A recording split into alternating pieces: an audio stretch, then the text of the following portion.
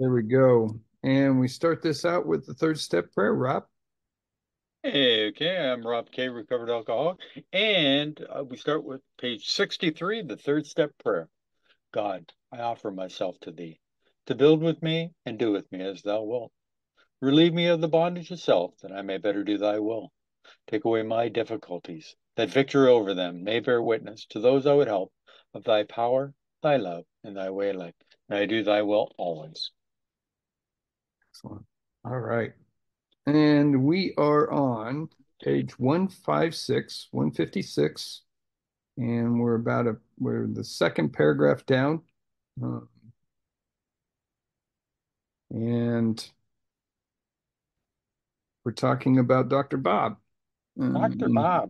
So That's I'll go right. back one paragraph. Yeah, We're at the top of page 156, everybody. perfect. One morning he took the bull by the horns and set out to tell those he feared what his trouble had been. He found himself surprisingly well received and learned that many knew of his drinking. Stepping into his car, he made the rounds of people he had hurt. He trembled as he went about, for this might mean ruin, particularly to a person in his line of business. Yeah, it must have been a really hard thing at the beginning of doing this as a doctor and one that was relied upon to do things sober, obviously, and going around and making this uh, well, admitting the drinking and then also having to make amends was really a very, very difficult thing.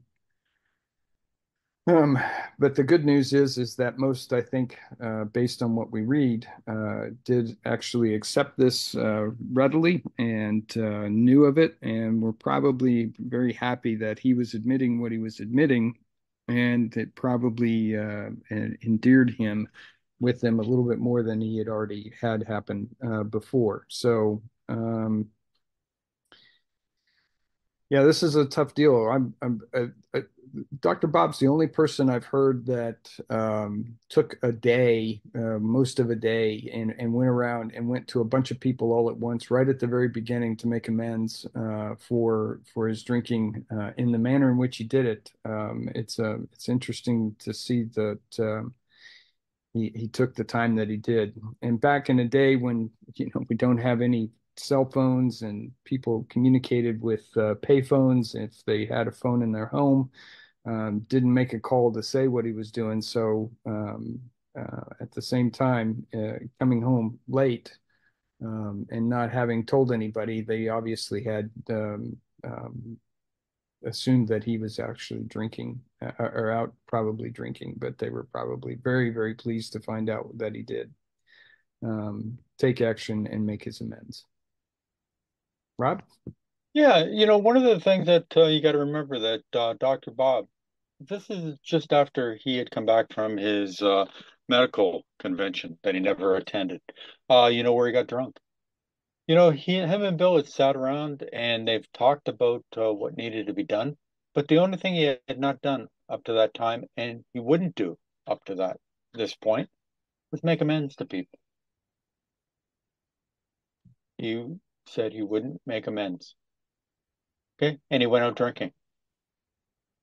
So what did he do? He went out and he made his amends. What happened? People readily accepted his amends. Okay. And he never drank again. A lot of people in the fellowship, they do, they go all the way to step, 7, but they don't make amends or they don't make proper amends. They think that, well, I'm living a good life now, or I'm living, a God-filled life. That's enough. No, it's not. We got to repair the wreckage from the past, or else it'll still eat us inside. So, Dr. Bob did the last piece that he had to do. He was, sitting around at home with his incredible wife, Anne, reading the Bible, doing the Oxford tenets. Is this, you know, honest? Is this pure? Is this unselfish? The four tenets that they talk about. So this is the last piece of the puzzle that Dr. Bob had to do. Now, I can understand Dr. Bob's reluctance to do it. He's a doctor. He's operating on people. But you know what? Everybody knows that he drank too much. We fool ourselves thinking these people don't know what I'm really like, that I am an alcoholic, you know? So Dr. Bob did step 9, and it set him free. Thank God he did it. Sure did. At midnight, he came home exhausted, but very happy. He has not had a drink since. As we shall see, he now means a great deal to his community, and the major liabilities of 30 years of hard drinking have been repaired in 4. Yeah, it took him a little while, but basically about 4 years to repair everything and also get himself back in financial, good standing. But the it's amazing that I think it's on the one hand, it takes a little bit of time, it takes a little bit of effort to do it, but at the same time, it can be repaired in a much shorter time than what you did to destroy it. So good stuff, Rob. Yeah, Leo, the only thing I'll say about that is that I don't think they ever got themselves righted financially. It wasn't until the big book started taking off and they ended up getting a few extra dollars, you know, that they started writing. Bill never really worked a day in his life. Right. He tried the Akron deal, but that fell through. Nothing seemed to work out for these guys. You know, but the one thing that they had in their life was a faith in God that he would take care of them. As long as they did what they needed to do, that they would be taken care of. They never lived high on the hog, until Dr. Bob never did anyways. He Right. died in 1951. Bill lived another 20 years after that and died, I believe, in 71. You know, the big book was taken off, so Bill, was doing okay at the end. But they struggled. It's not that long after well, let's put it this way. The big book comes out, Hank Parkhurst and Bill Wilson are hoping for great results, that this book is going to take off. It's going to sell railroad cars full of books. Their things are going to be so much better. Well, what happens? Bill gets kicked out of Lois's family home. When I say kicked out, they were, the mortgage holder took over the house. So they were homeless. They lived off the generosity of other people for a long, long time. So things financially were not great and never were very great until later on in Bill's life. When he was able to buy stepping stones, live there, but he had depression. So he went through major depressions. So, things aren't great. But he kept working with other people, or it, it amazes me what Bill was able to accomplish in writing the 12 and 12, you know, and the 12 concepts, for world services. And it really does amaze me what he was able to accomplish, considering, the hell that he pretty much lived through. But life was not easy for the two friends. Plenty of difficulties presented themselves.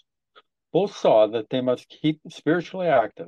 One day they called up the head nurse of a local hospital. They explained their need and inquired if she had a first-class alcoholic prospect.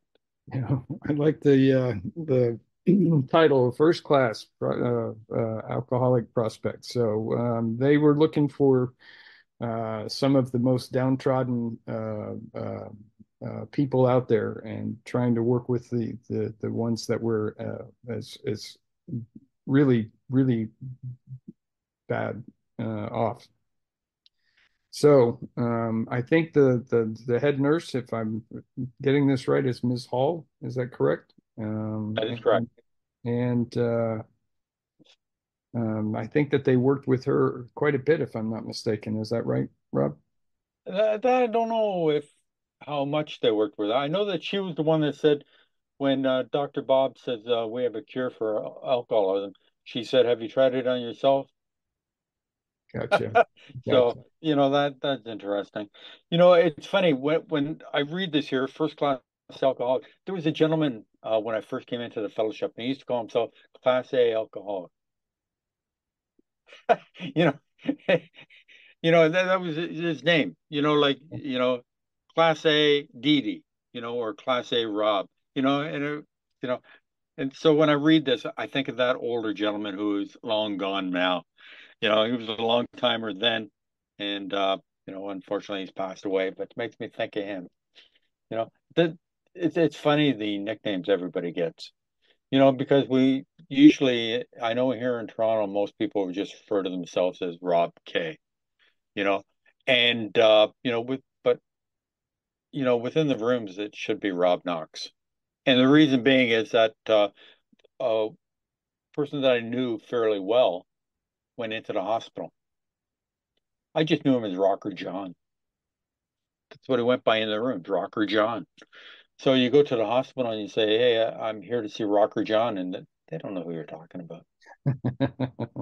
So that's what, and when they talk about anonymity, yeah, it's good to have anonymity, and especially for women, because there's an awful lot of men that will stalk and do crazy things. So I do understand it.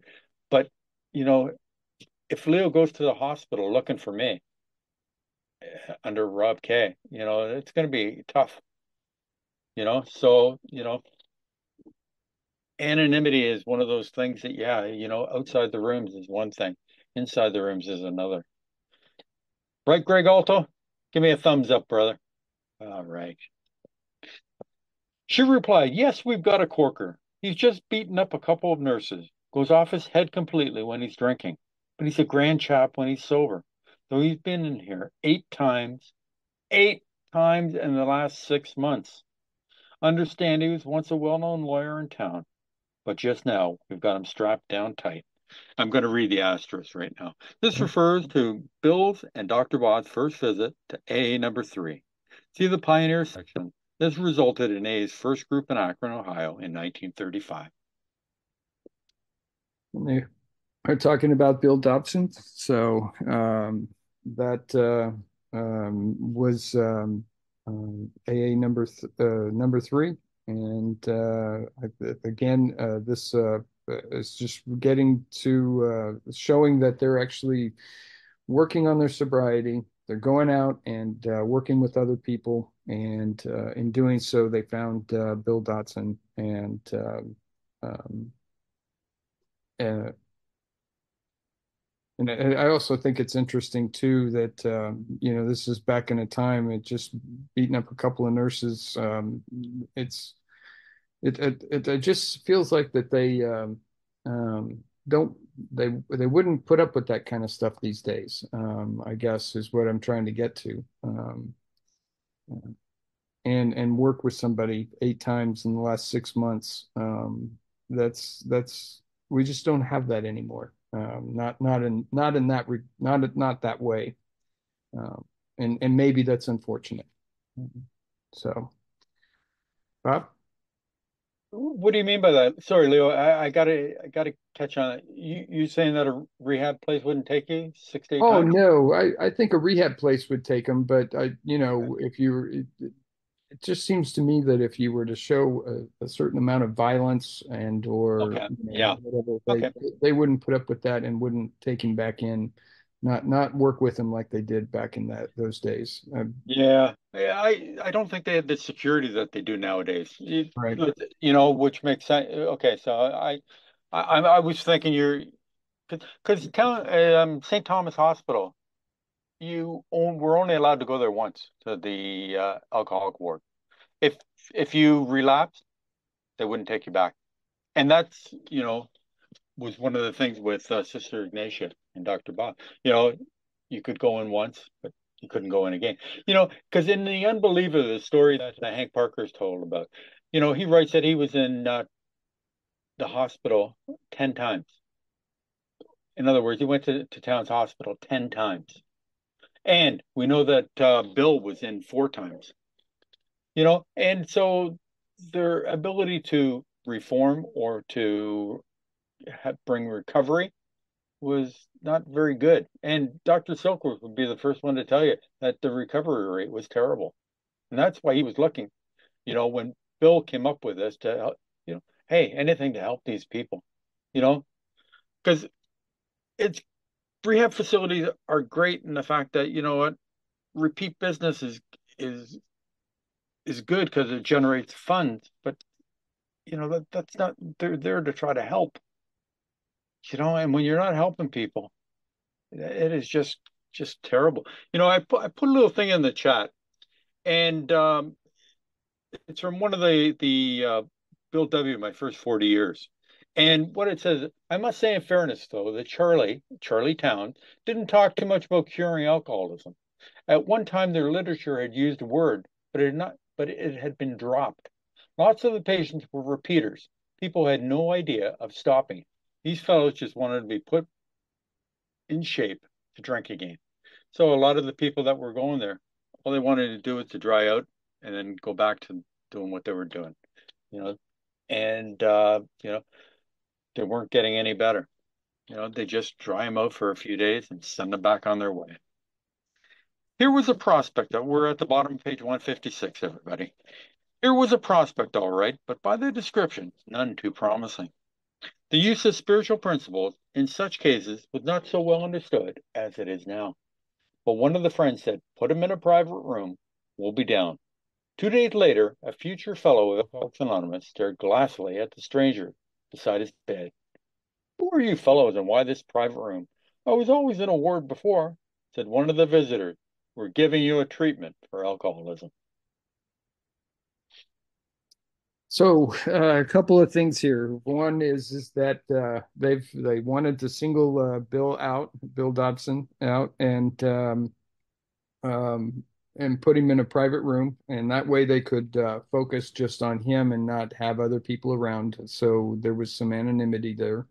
And on top of that, when they put people in a private room, it usually meant that they were close to dying, and they wanted to give them some peace and what's the word I'm looking for? Peace and quiet. Peace and quiet, and allow them to pass along.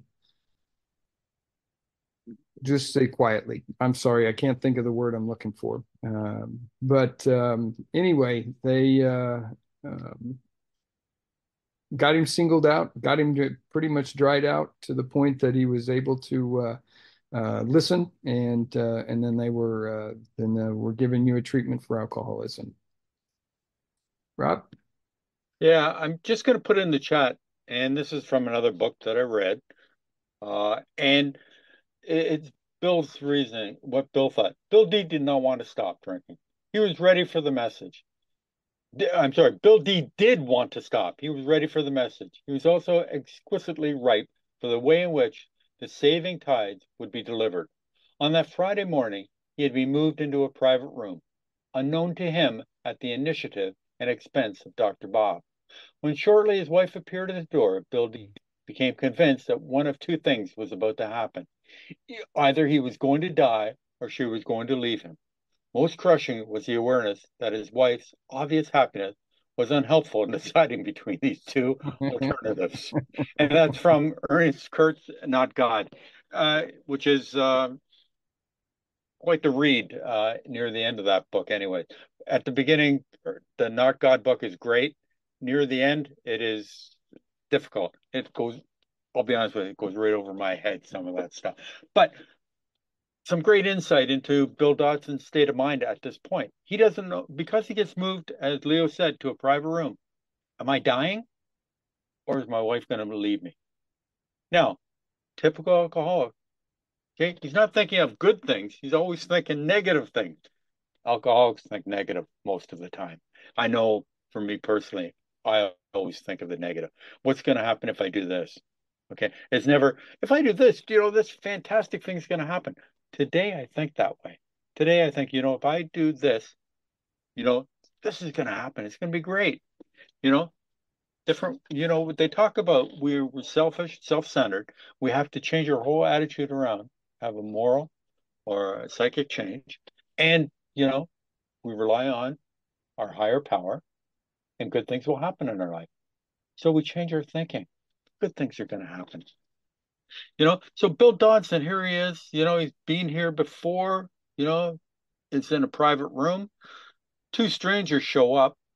Are these angels or are they the devil? They're going to take me away. We're giving you a treatment for alcoholism. Boy, hopelessness was written large on the man's face as he replied, "Oh, but that's no use. Nothing would fix me. I'm a goner. The last 3 times I got drunk on the way home from here. I'm afraid to go out the door. I can't understand it." Right. So he's basically kind of really admitting his step one here is if you kind of want to think in terms of what he's doing, uh, his hopelessness, he's completely given over to alcohol, and that he's completely he's powerless over it, and so that's kind of without even really knowing that he's doing it, he's admitting his step one as they're working with him. Rob? Yeah, Bill D, he just doesn't see any way out. And this is what the one of the major problems is that alcoholics don't see a way out. They just see going on the same way. You know, we're going to be going into Dr. Bob's nightmare after we finish this. And it always amazes me that Dr. Bob, for 17 years, would wake up in the morning, take sedatives to steady his nerves, would trot off to work so he could try to make enough money so he could buy alcohol on the way home. 17 years. And I always talk about like the hamster on the wheel. He's going around and around and around and around, doing the same thing day in and day out, not seeing any solution. He joined the Oxford group with his wife, trying to keep her happy, but that wasn't working. Nothing seemed to be working. He just kept going on the same pattern day in and day out. A lot of alcoholics see no way out. That's why it's so important that when we meet somebody, we tell them we have a solution. And that's what it's all about. Give them hope because they have no hope. They are hopeless. Okay? Which means they have no hope whatsoever. You know, Bill from New Jersey always talks about, if you got less hope, you still have some hope. When you are hopeless, you have no hope whatsoever. So we have to give these people hope because without it, I worry about suicide. Because, a lot of people take their own lives because they just do not have a solution. They see no way out other than continuing to do the same thing over and over again, being more disappointed in themselves, other people becoming more disillusioned with them until, that's their only way. Sorry, I've Hey, seen I've seen too many people or, that have done this, yeah, in the fellowship. So it's a serious issue, and so I'm sorry I'm a downer, but oh well. For an hour, the two friends told him about their drinking experiences. Over and over, he would say, that's me, I drink like that." The man in the bed was told of the acute poisoning from which he suffered, how it deteriorates the body of an alcoholic and warps his mind. There was much talk about the mental state preceding the first drink. yeah. So I think here's interesting that they're not talking about Bill's drinking; they're talking about their own drinking, and that is important here because that's part of what we talk about with this program. Is you talk about your drinking and how you got how you were able to recover from it, and then that it helps to relate to the other person. And out of that, then you can get the other person talking about their own drinking and that type of thing, and they'll feel a lot more connected to you in the process. Rob? Yeah, I put in the chat, alcohol destroys our body and our minds. They talk about, we are affected mentally and physically.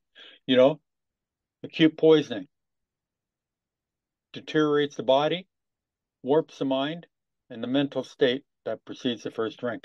We wake up in the morning with grandiose plans of I'm not drinking today. I'm through with drinking forever. But then the mind starts playing tricks, saying that, you're making too much of it. You don't have a problem. You just had a bad night, So it warps the mind.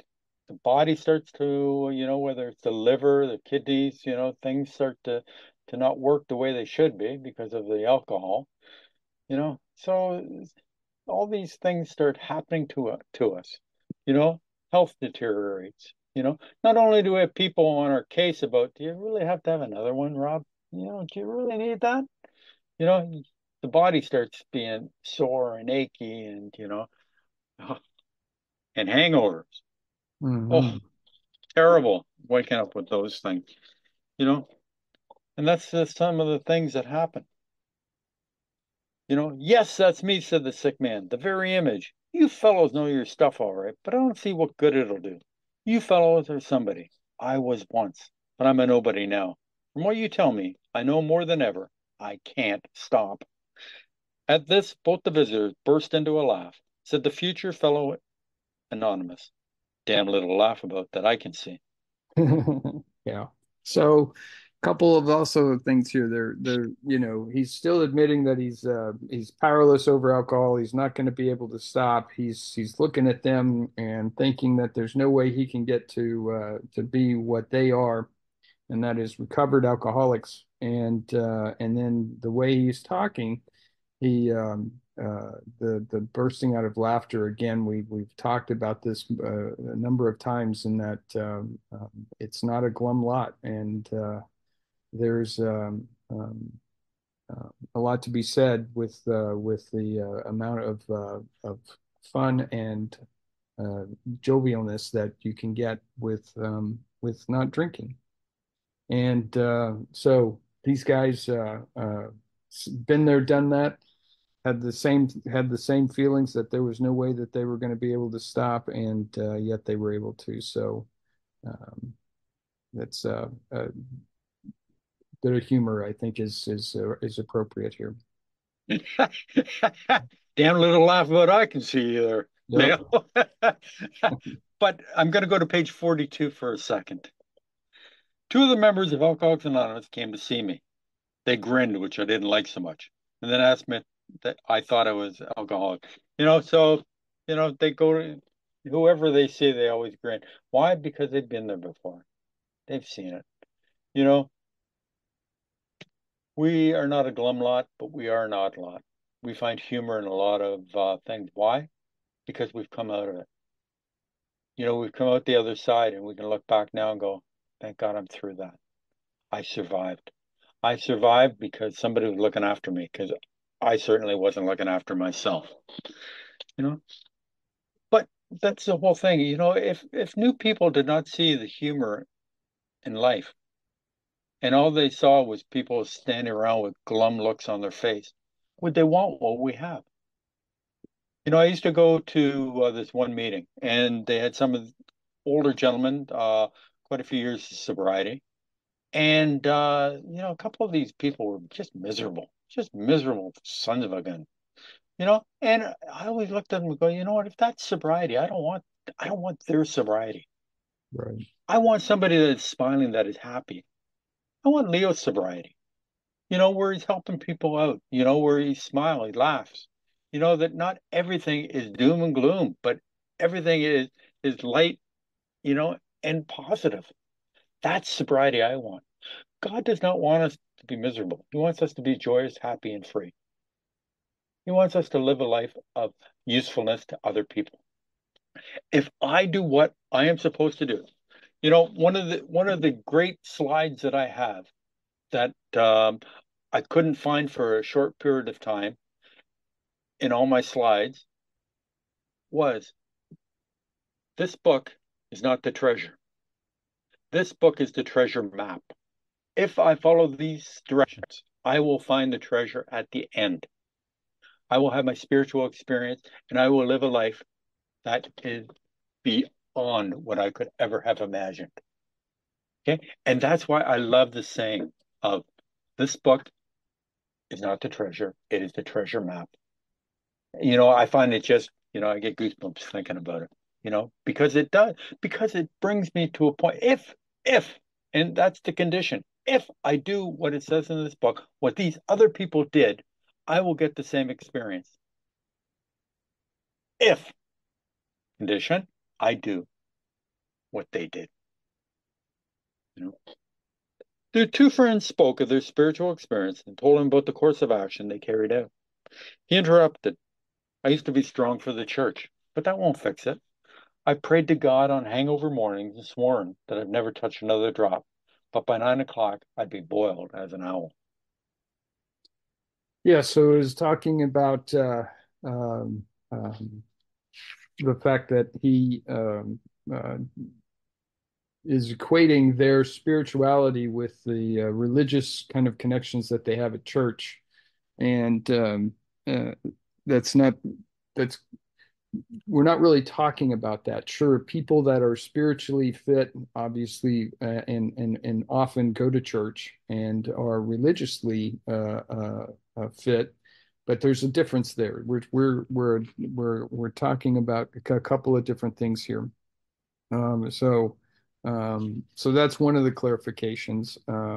And the other part too is that he's still thinking that he's prayed to God on hangovers mornings and sworn that he'd never touch another drop. Again, we're not praying for ourselves in that regard. We're actually praying for the ability to help others. And there's another distinction between the differences of what we're trying to talk about here. So he's being educated. He's admitting some of the ignorance that he had, and it's oftentimes the same thing for others have that go through the same thing here, and um, uh, they're gonna be able to actually clarify and set him straight. Rob? Beautiful, Leo. Next day found the prospect more receptive. He had been thinking it over. Maybe you're right, he said. God ought to be able to do anything. Then he added, he sure didn't do much for me when I was trying to fight this booze racket alone. On the third day, the lawyer gave his life to the care and direction of his Creator and said he was perfectly willing to do anything necessary. His wife came, scarcely daring to be hopeful, though she thought she saw something different about her husband already. He had begun to have a spiritual experience. Yeah, and we're talking here in these last two paragraphs that Rob just read is kind of their step two and step three. Bill Dotson's step two and step three. So he's accepting the fact that God is his higher power and may be able to do anything, and then he actually gives himself over to his higher power on the third day. So it's happening, and a lot of times we'll go through our first three steps in an hour or so. Other times it takes a couple of 3 days. It shouldn't take a couple of 3 months, if you will. So this should be something that you do fairly quickly and readily. So it's a good thing that Bill's going through this, Bill Dotson. Rob? No, so you're saying you shouldn't do a step a year? Yeah, not a step a year. And that would be, yeah. You hear to create a lot of things in the rooms. And, I've heard step a year, a step a month, whatever. You know, thing is that, and I'll find it. It's in my records.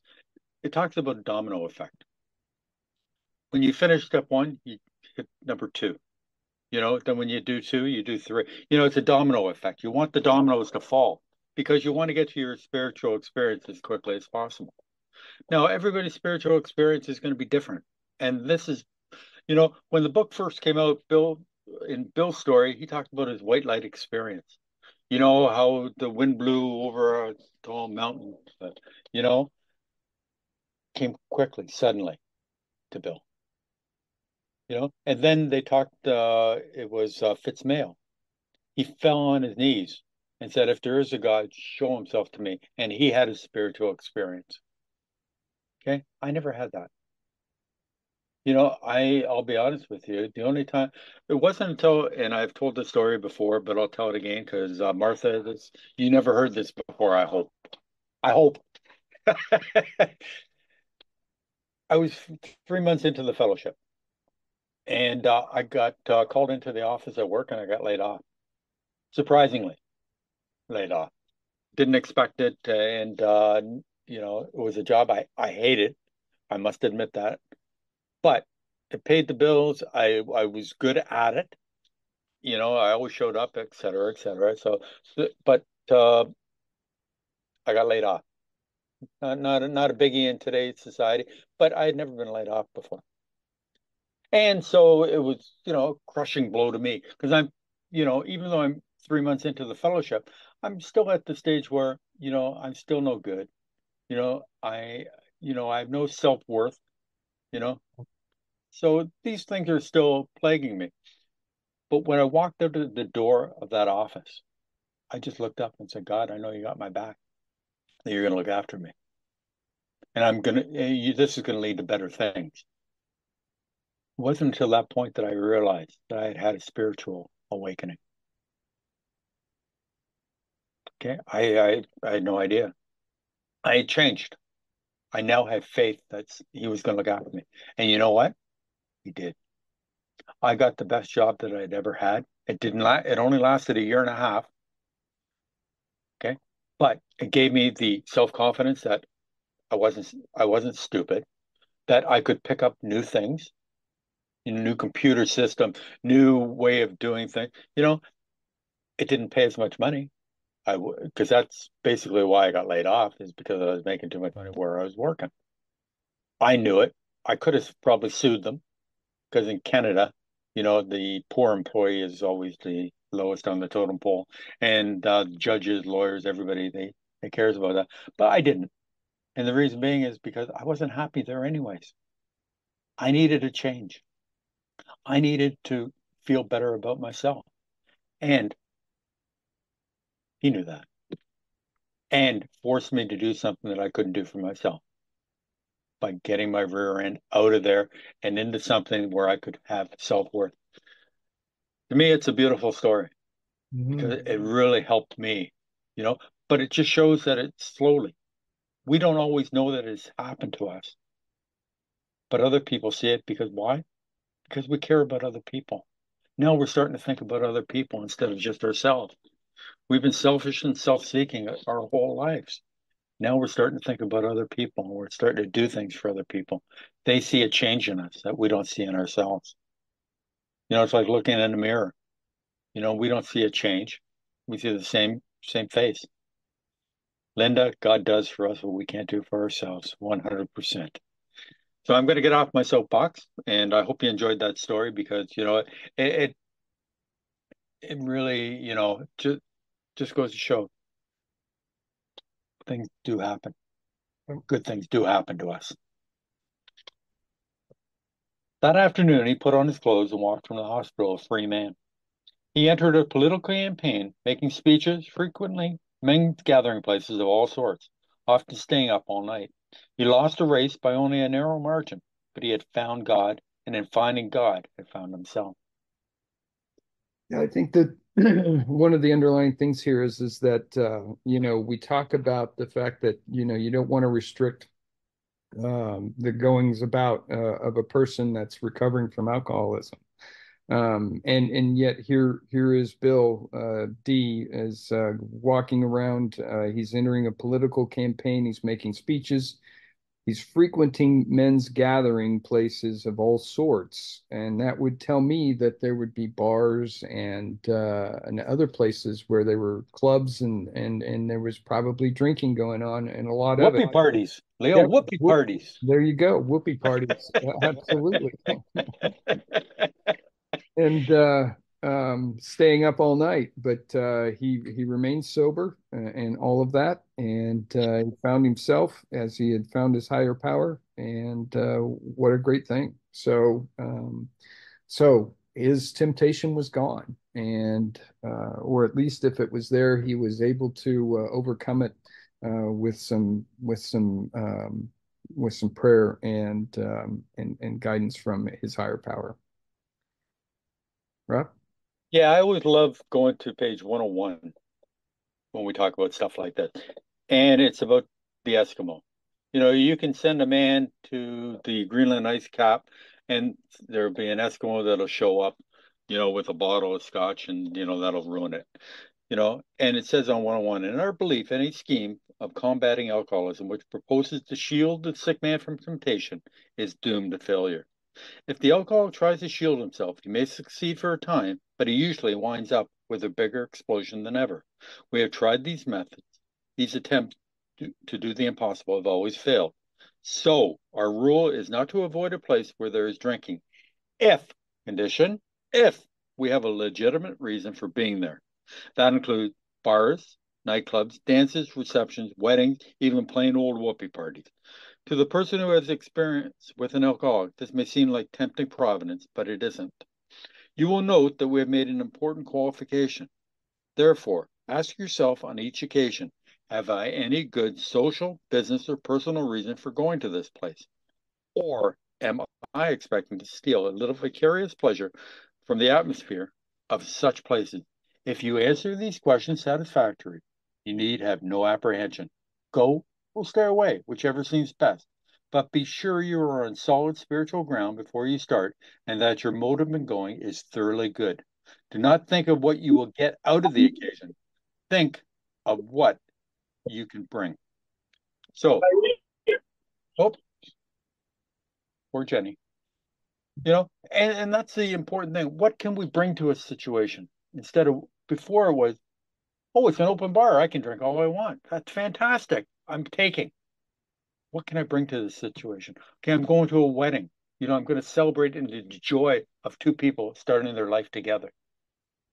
What can I bring to this situation? Not what can I take from it, you know? But if we're on shaky ground, if we're not spiritually connected, God, me, okay? If we're like that, fine. If I haven't been helping people, I haven't been praying, I haven't been doing anything, my connection is going to be like that. And if I go to these places, I might, the obsession of the mind might come back. But if I am spiritually fit, I can go anywhere in the world where there is drinking and not be tempted. It says in the book, I will recoil from it like a hot flame. So please keep these things in mind. I always had to deal with my wife when I first got sober. Is that if we ever went to a place where there was drinking and I felt uncomfortable or that I might drink, I could leave, no questions asked. No questions asked. I never had to because I always felt safe enough that if I ever felt that way, I could leave, and she would understand. Now let me. I'm very fortunate. I've been married to my wife for 43 years. She's put up with an awful lot of crap. Okay, so I am blessed. And they mention in the book that us men, and I'm sure women, marry some of the finest people in the world. We really do. What some of the things that they've had to put up with. But, it was a deal that, we made, which gave me the ability to not feel pressure that, oh, I have to stay here and I have to, smile all the time. No, if I'm not feeling it, leave. Because she's enjoying the life that we have now. You know, I'm not so glum. I'm not so miserable all the time. I smile a lot more than I used to, that's for sure. And I enjoy it. And that's what life is all about. Joy, happy, joyous, and free. That's what our higher power wants for us. And our spouses want that too. They don't want us, passed out, blacked out, you know. So, oh well, I go on. That was in June 1935. He never drank again.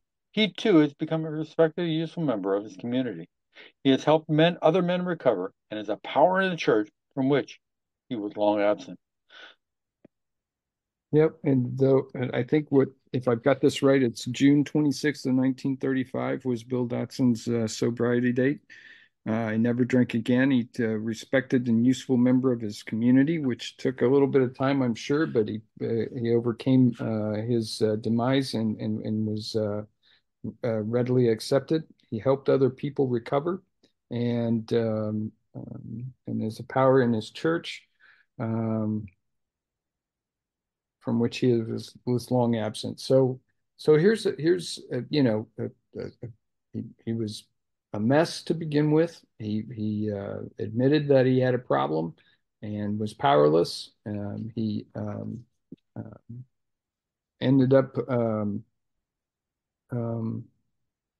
doing quite well and became a very useful member of his community. So it's a good story, and I know his story is on. Oh, I can't remember what page is his story on. Is it? The Gift of Desperation. I know he took his story out of the first edition. He wouldn't let it be in. You know what? I don't have it written down here. I don't either. Well, Bill, we'll come to you at the end for this. Yeah, Hmm. I'm just terrible. I feel bad. I don't have that. it's Oh right, well, right. we'll get it. We'll get it anyway. But you know what? As Leo said, he was a mess, and then he was able to carry the message. You like that one? Yeah, I thought I would. No? Okay. So now you see, there were three alcoholics in that town who now felt they had to give to others what they had found or be sunk. After several failures to find others, a fourth turned up. He came through an acquaintance who had heard the good news. He proved to be a devil-may-care young fellow whose parents could not make out whether he wanted to stop drinking or not. They were deeply religious people, much shocked by their son's refusal to have anything to do with the church. He suffered horribly from his spree, but it seemed as if nothing could be done for him. He consented, however, to go to the hospital, where he occupied the very room recently vacated by the lawyer. By Bill Dodson. So we're talking about Ernie. Is it Galbraith? Yeah. Yeah, and he's AA number 4. His story is the 7-month slip, and it's on page 282 of the first edition. And so I knew I got that one right. So another one here, he was in dire straits, um, uh, and and his parents were involved, and with assume that he was a relatively young man at the time, and um, and his parents being deeply religious, and Ernie's refusal to have anything to do with the church at all, and he suffered pretty badly. Um, so, Rob, I'm just having a hard time today. I'm just gonna say, I Not a don't. problem. No, you're doing great, brother. Well, we're almost done anyway. So, but Ernie Galbraith, not many people liked him. Bill Wilson couldn't stand Ernie. And exactly what. And you got to remember, Ernie married Dr. Bob's daughter, Sue Smith Windows. And supposedly it was not, Dr. Bob didn't want anything to do with Ernie. So what are you going to do? Eh? Life goes around what comes around, but Ernie he was a big guy, but joined the army at, I believe, 14 or 15 years of age. Just the devil may care chap, uh, you know. But as I say, there was a tape recording of Bill basically saying to Ernie that we gave up on you a long time ago. And so Bill did not think highly of Ernie at all. And hey, if you like everybody you've met in AA, you haven't been to enough meetings, they say. Some people just like oil and vinegar, right? So, but I'm sure we're going to bring in Bill S. from New Jersey. Bill S., don't forget, he has his meeting on Fridays at 11 a.m. If you get a chance, come on out. He's an incredible mentor for me and Leo and for many other people. Bill, are you available? Yes, I am. I'm here. Thanks a lot, guys. Good job today. This is a real good part of this book, a real good story here. And AA number 3, Bill Dotson, his story is on page 182 of the 4th edition. And he didn't put his story in the 1st edition because he didn't trust Bill Wilson. He thought Bill Wilson was going to sell his story and get money for it and then take off and they'd never see him again. So, there was a little bit of friction between people from the Midwest and people from New York. They really didn't care for each other. And anyway, this story here, what happened is Dr. Bob and Bill Wilson, it says right on page 156, both saw they must keep spiritually active. How do you keep spiritually active? By carrying the message to another alcoholic. They told us on the bottom of page 14 and the top of page 15, the way you perfect and enlarge your spiritual life is through work and self-sacrifice for others. And they knew that they had to do that. Bill Wilson knew that from his own experience when he helped people. It took away his desire to drink, his urges to drink, and he explained that to Dr. Bob. So both of these guys knew they had to carry their message to someone else if they wanted to stay sober. And this guy that they were able to get in touch with, Bill Dotson, it says he was in the hospital 8 times in the last 6 months. So you can imagine how this guy drank. He was, he was a real over-the-top alcoholic. This wasn't somebody that went out once in a while on a weekend and got drunk. This guy was probably drunk 24/7, and it says they had to have him strapped down. The reason they had him strapped down, he was going through the DTs. That's why he beat up the nurses, because he was going through the DTs and he didn't know what he was doing. When you go through the DTs, you start flipping out. You're punching the walls and kicking the doors and scratching and biting and hitting anybody that comes near you because you're flipped out. You don't know what you're doing. So they had to strap him down. And then on the next page, on 157, it says, 2 days later, a future fellow of Alcoholics Anonymous stared glassily at the strangers beside his bed. They had to wait 2 days for this guy to come out of the DTs before they could go speak to him.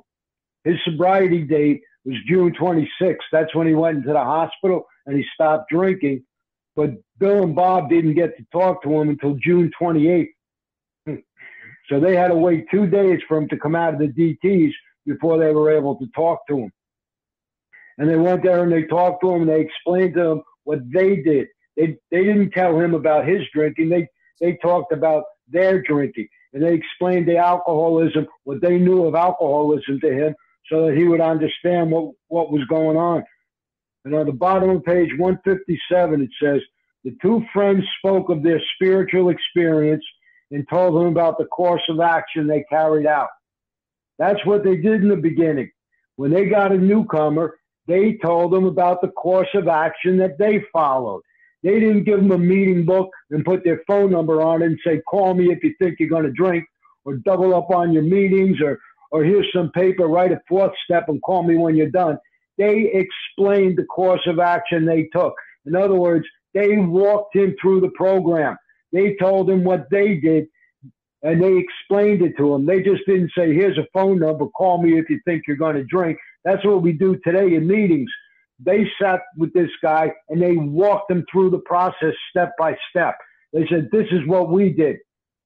And that's why this guy was able to get better, because they helped him. They walked him through it. They did hands-on in the beginning. They just didn't, hand people a meeting book or hand them a couple of AA pamphlets and say, here, take this stuff home with you and read it and call me if you think you're going to drink. They were hands-on. They were right in people's faces. That's how they did it in the beginning. And this guy went through the process that they went through, and they explained everything to him. and they walked him through steps 1, 2, and 3, what we would call steps 1, 2, and 3. At the time, the steps weren't written, so they really didn't have 1, 2, and 3, but they had the same procedure that we follow. They were doing the same thing. They just didn't call them steps at the time. So they explained to him and they walked him through it, and he pretty much admitted he was powerless over alcohol. He said he couldn't stop drinking. On page 158, he says, God ought to be able to do anything. That's basically a reference to step 2, that you know, God could and would if he was sought. That's what it says in the ABCs. And on the 3rd day, it says he gave his life to the care and direction of his creator. That's the equivalent of our step 3. So basically they got him through 1, 2, and 3, and he started to get better. His wife came in to see him, and she saw something different about him. That's how powerful this stuff is. You start doing it, changes start taking place in you, and that's what happened. It started to take place in him.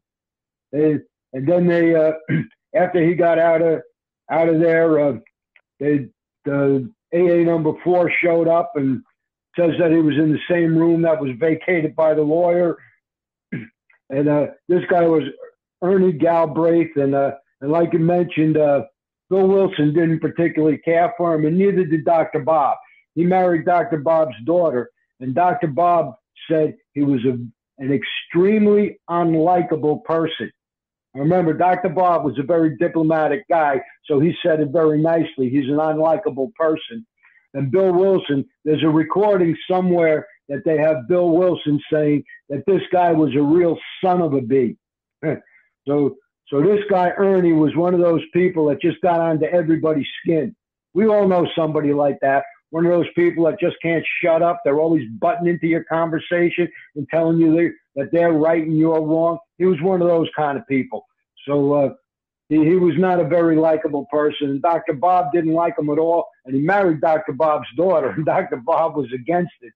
And they wound up getting divorced later on. And his story is the 7-month slip. That's in the first edition of the big book. And so a lot of stuff went on there in the beginning. You know, there was a lot of drama. It just wasn't, you know, like easy going like for these guys. There was a lot of drama involved. So basically, we talked about AA number 3 and AA number 4, and these people were both from Akron, Ohio, and most of this chapter here is dedicated to Akron. It's about the people in Akron. And I think Bill Wilson might have put that in there because he was trying to butter up the people from Akron, because he knew that they didn't particularly care for people from New York City. And even today, if you go to different parts of the country, you'll find that a lot of different parts of the country don't care for people from New York, because they think everybody from New York is a con man or a rip-off artist or whatever. And they basically had that idea in their head back then. So most of the people in Akron didn't want to deal with Bill Wilson. They dealt with Dr. Bob, and they all liked Dr. Bob, but they kind of like were leery of Bill because he was from New York. And again, they didn't like people from New York. But everything worked out right. You know, AA got started, and thank God it did. And thank God that Dr. Bob was able to stay sober. And after he went and he made his amends. This is why amends is important, because if you don't make amends, you're going to be carrying that in the back of your head. You got a load on your shoulders. You're always looking over your shoulder. So you got to get rid of that stuff. And the way we get rid of it is by making amends for it. You can't change the past, but you can make amends for what you did. And then you don't have to feel guilt and remorse over it, because it's not good when an alcoholic feels guilt and remorse, because the way we get rid of our guilt and remorse is we drink over it. So, and that's what Dr. Bob did. I don't know the exact reason he drank, if that's what it was, but after he made his amends, he never drank again. So that's why all of this stuff is important. You can't just willy-nilly do piecemeal, do the steps. You got to do the whole process, because that's what makes it work. That's pretty much all I got. Thanks a lot for letting me share. Bill, thank you so much. Yep. Absolutely. For everything you do, Bill. Again, I put his meeting information in the chat. If you can make it at 11 a.m. on Fridays, it's well worth it. Yay. Serenity Prayer. Let's go ahead. Serenity prayer. Thanks. God, grant me the serenity to accept the things I cannot change, courage to change the things I can, and wisdom to know the difference.